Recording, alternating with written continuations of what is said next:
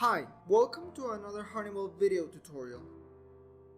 On this video, we will view how to hard default a NetAXS revision 6 panel. Before hard defaulting a panel, ensure a system-wide backup is performed. For reference, on obtaining a system-wide backup of a NetAXS 123 version 6 panel, view the how-to video on creating a backup of your panel.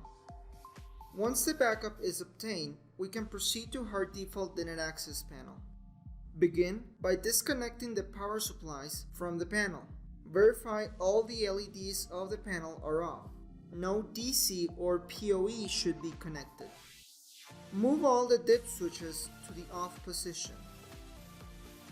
1 through 10 must be towards the numbers.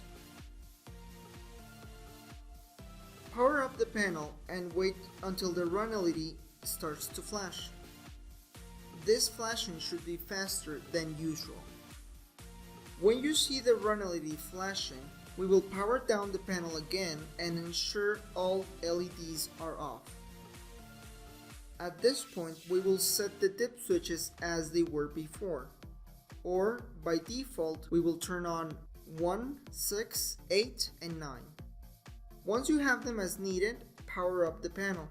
Wait for the run LED to start flashing before accessing the web interface.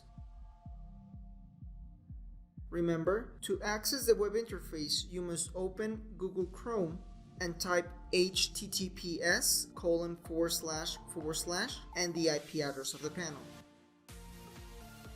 View the How to Access the NetAXS Revision 6 web interface video. For more information and videos, please visit our webpage, honeywelldiscoverytraining.com.